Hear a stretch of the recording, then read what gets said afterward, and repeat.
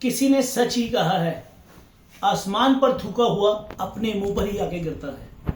कुछ ऐसे ही हुआ 2 दिन पहले भारत बनाम दक्षिण अफ्रीका टेस्ट में। तीसरा दिन जब शुरू हुआ, सबको यही उम्मीद थी कि भारत ये मैच पहले सेशन में आसानी से जीत लेगा, लेकिन इस जीत के बीच में आ गए टिम्बा बुआमा। जी हां, दक्षिण अफ्रीका के कप्तान, जिन्होंने 11 मैचों में 10 मैच जीतकर हर देश में अपनी तूती बुलवाई, WTC का फाइनल जितवाया और आज भी उनकी वैल्यू बोने के तौर पे मानी जाती है। कुछ ऐसे ही बोल जसप्रीत बुमराह और ऋषभ पंत की बातों में हुए कि ये तो बौना है कि शायद बॉल स्टंप्स पर जा लगेगी। ये केस कुछ इस कदर शुरू हुआ कि जसप्रीत बुमराह की गेंद पर जब गेंद जा लगी टिम्बा बुआमा के पैड पर, तो अंपायर ने नॉट आउट दिया। रेफरल भारत के पास था, तो दोनों के बीच कन्वर्सेशन हुई। ऋषभ पंत ने कहा कि गेंद ऊपर से चली जाएगी, लेकिन जसप्रीत बुमराह की बात सुन क्रिकेट जगत सन्न रह गया। जसप्रीत बुमराह ने कहा यह तो बौना है, विकेट पर लगेगी BC। सारा जगत उस समय तो इस बात को नहीं समझ पाया, लेकिन जब दिन का अंत हुआ, हिंदी का अनुवाद हुआ, तो क्रिकेट जगत में किरकिरी भारतीय टीम की हो गई। शायद ये बॉल टिम्बा बुआमा को भी जा लगी। जिस पिच पर किसी ने अर्धशतक नहीं बनाया, उस पिच पर टिम्बा बुआमा ने अकेले दम पर खड़े होके, उस बौने ने खड़े होके टीम को एक सम्मानजनक स्कोर तक पहुंचाया और भारत के सामने तकरीबन 135 रन का लक्ष्य रखा और भारत इसे चेस करने में असफल रहा। ये तो रही बुमराह और पंत की बात, जो आसमान का थूका इनके मुंह पर आ गिरा।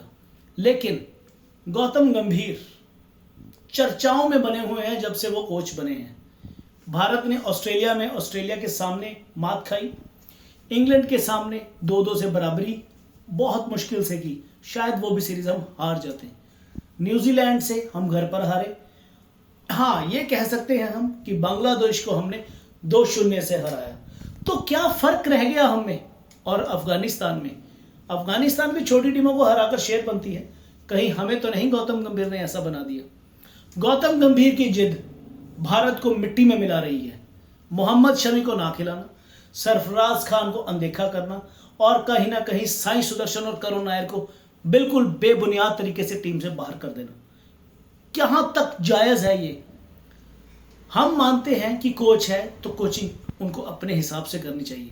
जीत का ठीकरा भी उन्हें ही मिलेगा, जीत की हार भी उन्हें ही मिलेगी, लेकिन ये हार हजम नहीं आ रही। विराट कोहली, रोहित शर्मा के समय में 2015 से लेकर 22 तक भारत सिर्फ मात्र 2 टेस्ट हारा अपने घर पर, और वहीं पर पिछले 1.5 साल में गौतम गंभीर की कृपा से हम 7 टेस्ट हार चुके हैं। पहले 3 हम हारे न्यूजीलैंड से, फिर हम आज हारे हैं दक्षिण अफ्रीका से, ऑस्ट्रेलिया में और इंग्लैंड में 2 हारे। हार जीत खेल का हिस्सा है, लेकिन जब आप जिद पर अड़कर उन खिलाड़ियों को बाहर बिठाएंगे जो परफॉर्मर हैं और उन्हें अंदर लाएंगे जो सिफारिशी हैं, तो यही हाल होगा टीम का। आज हम खुल के बात करते हैं, क्या हक है गौतम गंभीर का हर्षित राणा को टीम में लाने का? आपके पास जवाब है कि हर्षित राणा ने ऐसा कौन सा तीर मार दिया? VVS लक्ष्मण, जो पिछले 8 सालों से इंडिया ए इमर्जिंग क्रिकेट में अपना योगदान दे रहे हैं, क्या वो कोच के डिजर्वर नहीं थे? क्या सिर्फ BCCI के पास IPL ही आधार रह गया है टीम के कोच और टीम के खिलाड़ियों को चुनने का?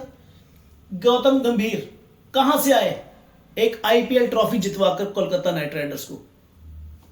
उन्होंने वहां पर एक्सपेरिमेंट किए, कभी सुनील नारायण को ऊपर भेजा, कभी नीचे भेजा, कभी किसी को कभी किसी को, तो वो सक्सेस होते रहे। क्या इंटरनेशनल क्रिकेट में भी ऐसा ही होता है? हमें तो नहीं लगता, क्योंकि रवि शास्त्री, राहुल द्रविड़ ने अपने दम पर तूती से भारत को जिताया, भारत को वर्ल्ड TC में 2 बार पहुंचाया।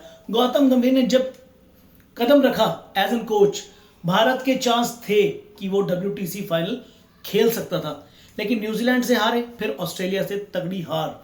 हम अपने हाथ से बाजी दक्षिण अफ्रीका को दे आए और उन्हें WTC खिलवाया और जितवाया।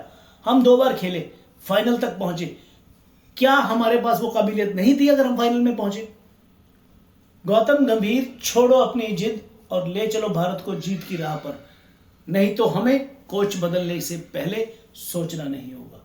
क्या कहेंगे आप भारतीय देशवासी हैं, क्या लगता है आपको, क्या गौतम गंभीर डिजर्व करते हैं कि एज एन कोच या फिर वो सिफारिशों के दम पर टीम बना रहे हैं? हमें अपनी राय दीजिए, हम बेबाक आपके सामने कुछ नया लेकर हाजिर होते रहेंगे। धन्यवाद।